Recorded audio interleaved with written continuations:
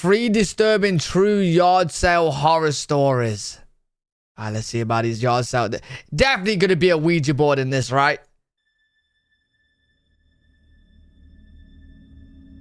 Story 1. A few years ago, I bought my first house in a quiet town. It was an older 2-story colonial, nothing fancy, but the price was right, and it Hey, if that's the house you're talking about, that is fancy. What do you mean? came with a decent-sized yard. After renting apartments for years, finally having my own place was amazing. The previous owner, a retired professor named Alan Foster, had lived there for decades before moving south to be closer to family. Okay. The house was charming, if a bit worn. Dark wooden floors, creaky stairs, and a big master bedroom upstairs. Over the next couple months, I did a lot of fixing up, painting walls and replacing fixtures, slowly making the house feel like home. By mid-August, I'd accumulated enough random things I no longer needed. Old Yard furniture, sale. dishes, some tools, to justify holding a yard sale. It felt like a good way to clear out clutter and maybe meet some neighbors. Yo, chat, does yard sale gain like a decent amount of traction? Do they actually? Because I know your neighbors are quite big, but you're also spaced out a lot. So like, how would you even see that someone's doing one? Do you know what I mean? Like, you could be doing a yard sale and not many of your neighbors will even see. Some, yeah. The morning of the sale was bright and sunny, already hot by 9. Depends on the area. I'd arranged tables along the driveway. Oh, posted on Facebook. So some people... Oh, so you kind of like pull it online and then like some people would travel to that house for the yard sale. Right. Some neighborhoods have wide garage sales. Oh, so they all do it at like similar times. Stacked boxes full of random things. Right. And placed a few larger items like chairs and lamps by the sidewalk. Business was steady. Neighbors stopped by, chatting casually, and I made a few sales here and there. Around 11, I noticed an older woman slowly walking toward me from down the street. Okay. She She creepy? wore a faded floral dress and had gray hair neatly pinned back. She stood out simply because I'd never seen her around before. Right. And Dover was small enough to notice strangers. She didn't look at the tables or boxes. Instead, she came straight to me, pausing to study the house behind me with a thoughtful gaze. "You live here now?" she asked, her voice soft and raspy. Maybe "Yeah," she was old I person. replied, Maybe she feeling lived oddly there. unsettled by her stare. "Moved in a few months ago." She nodded slowly, still staring at the house. "I used to babysit the kids who lived here, a long time ago." She turned her eyes back to me, clear but distant. "You should really check under the floorboards in the master bedroom." What? Not everything was found. Before I could even ask what she meant, she turned around and began walking away, as if she'd said all she needed to say. What? She I called after her, but she didn't even glance back. Within moments, she was gone, leaving me standing in the hot sun, confused and uneasy. The rest of the sale passed quietly, but her words stuck with me. That evening, after everyone had gone and I'd cleaned up, I couldn't shake what she'd said. Not everything was found. What did that even mean? Curiosity eventually got the Nah, she's been killing people, burying them in the floorboards, man. Someone's buried in there. better of me.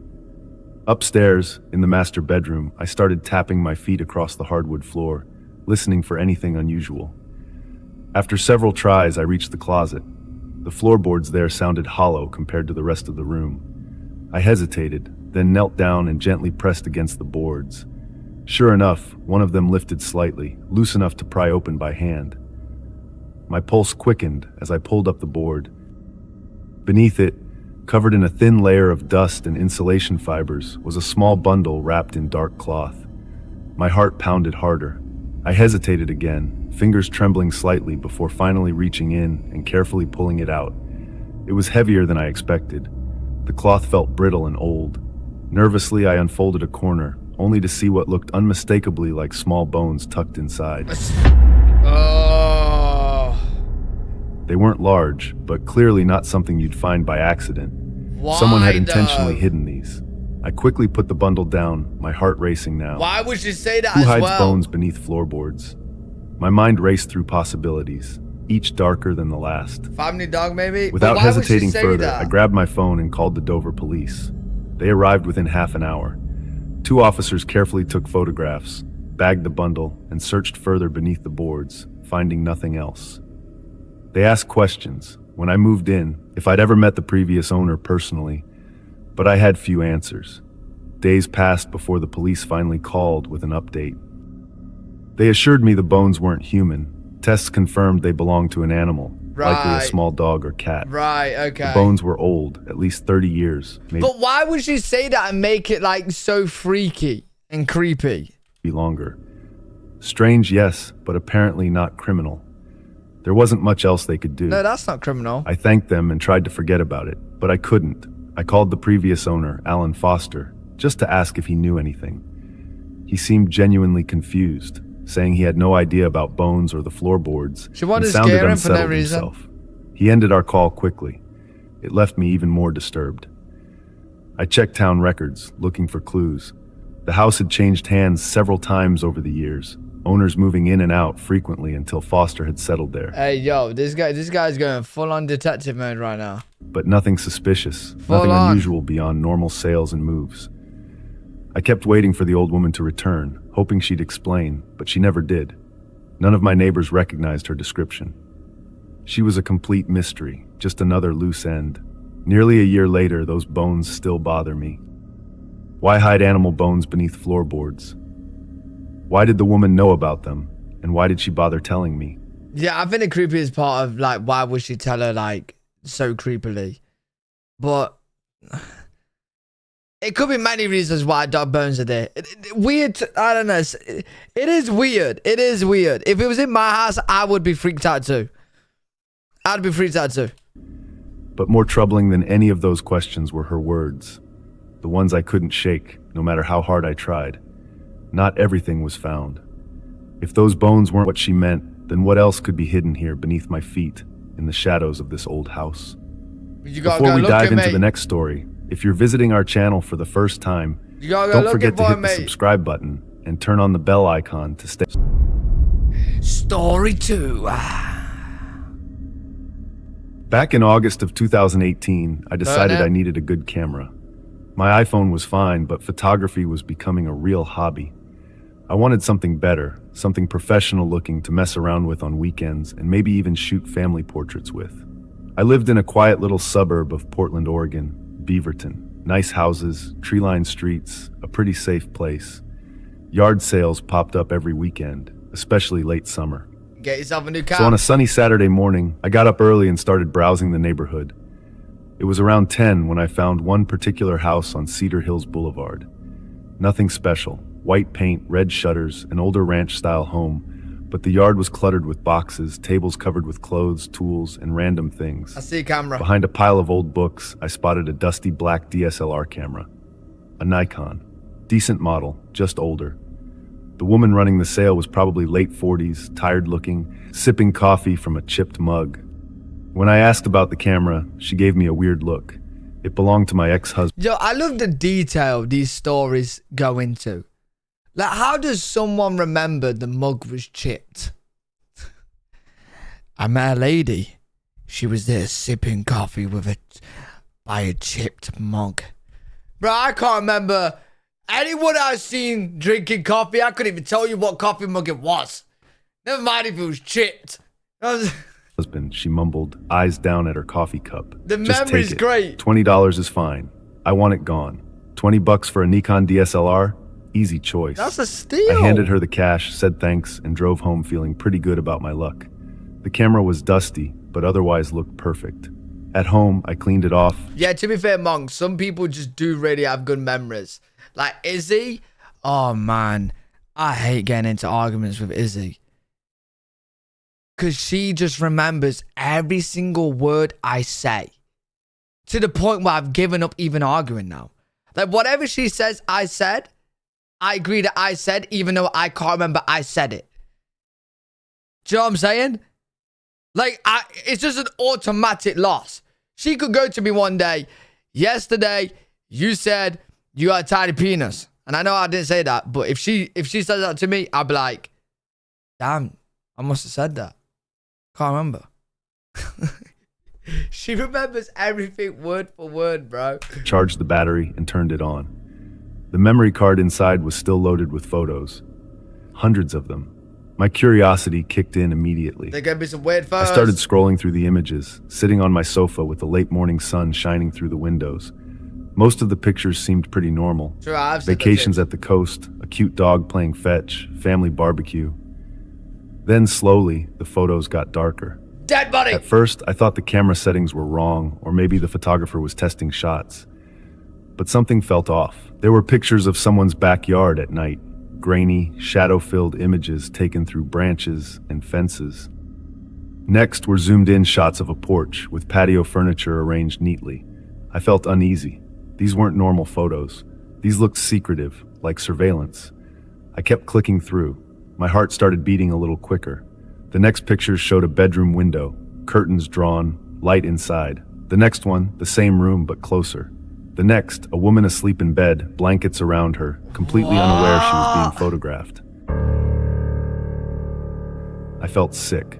This wasn't okay. My hands trembled as I kept scrolling through. What the? It was definitely someone spying on this woman, night after night. Then something made my chest tighten in panic. The bedroom in these pictures looked exactly like mine. Same curtains, same arrangement of furniture. Even the book on the nightstand I looked didn't realize chat wasn't on it. I'll put it on that. Nah, Houston, thank you. familiar.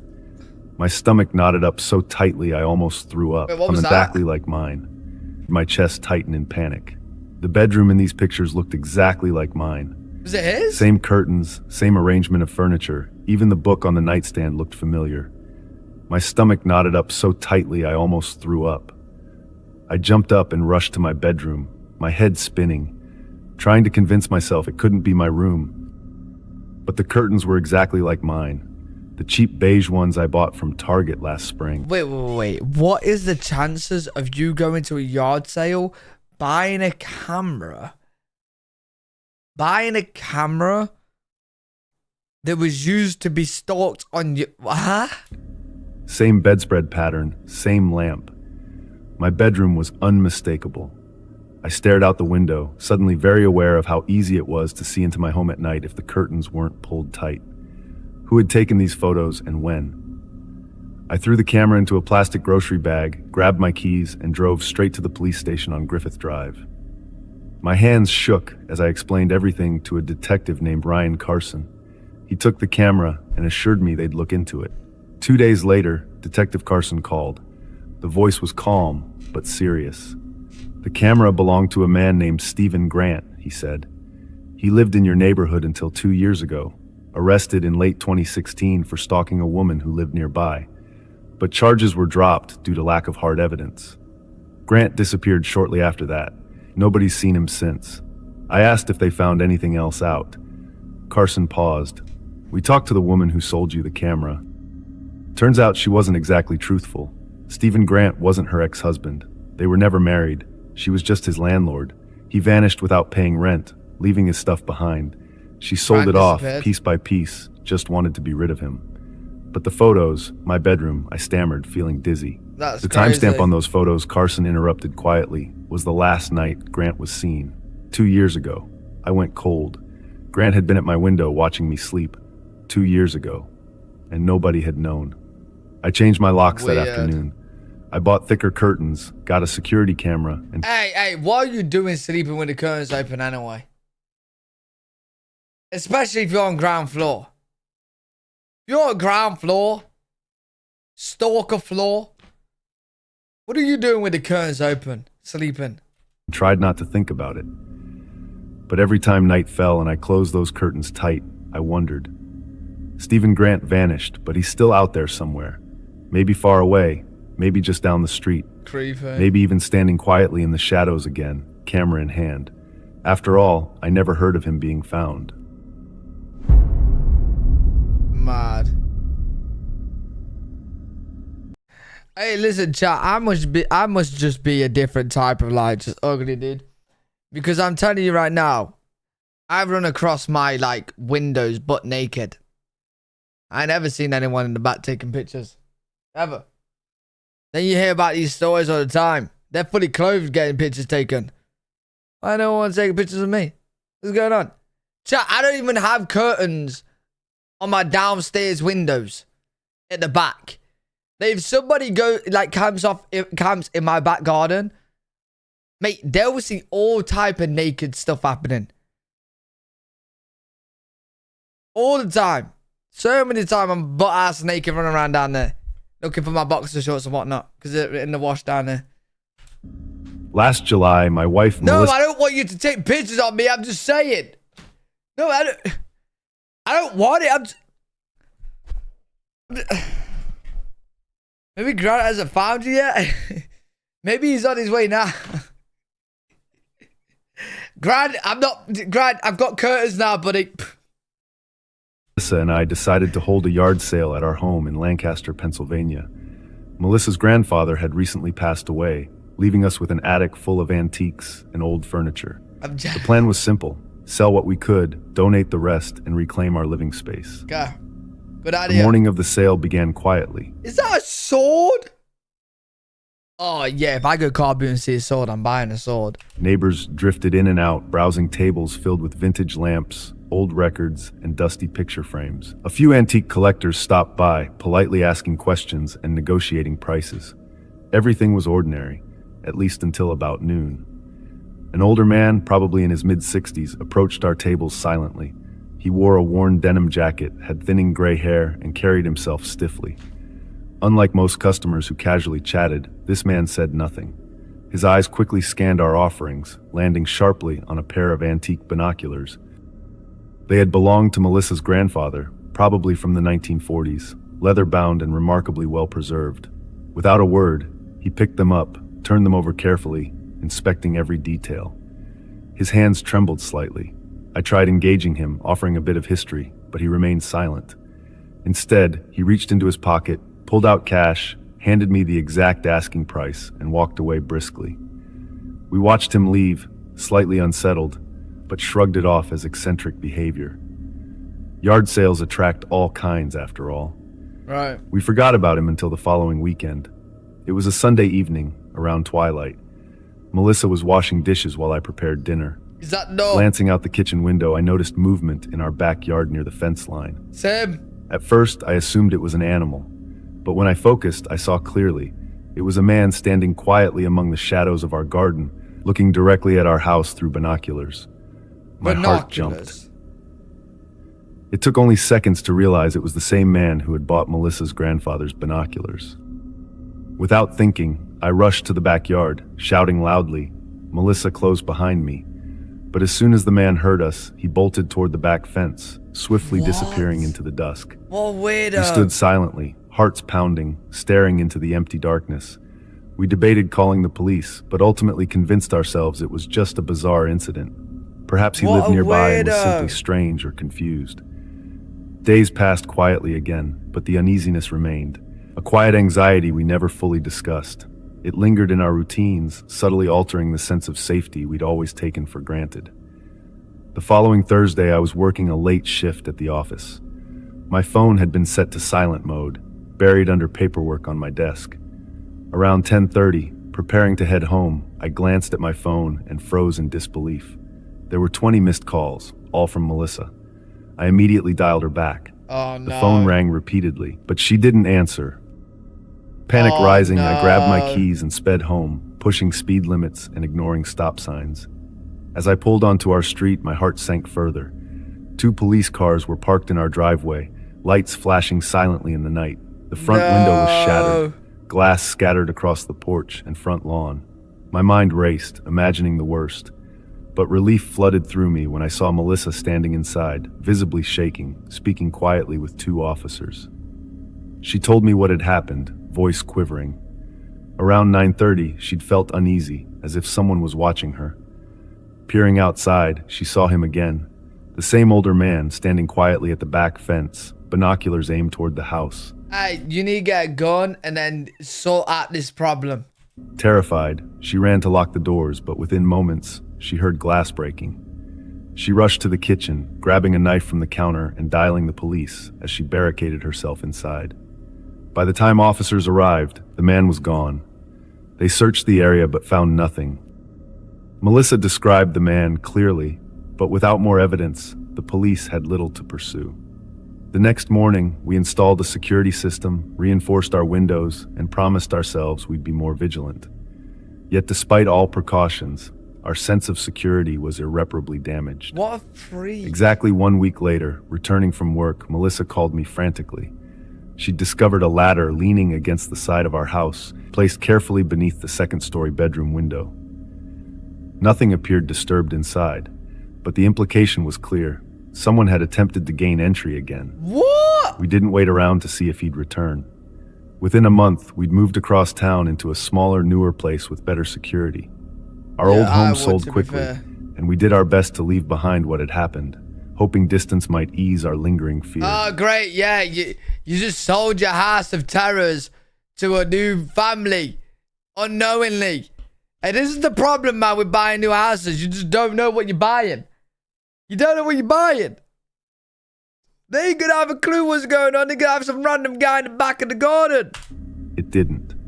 Months later, while unpacking boxes, Oh, he followed them. Melissa came across an old photograph of her grandfather holding those very binoculars. She turned it over in her hands, lost in thought, and asked softly, almost to herself, "Why those binoculars?" Only then did a chilling thought cross my mind clearly for the first time. What if the man hadn't been interested in the binoculars themselves, but rather the view they provided?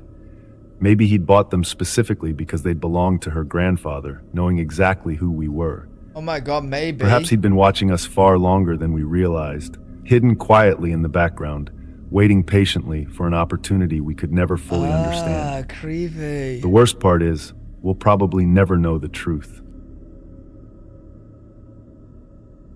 Creepy. No, what weirdo, dude. What weirdo. Hey, that guy will be chased. I'm hunting him down. Crazy style. Crazy style. I'm hunting his ass.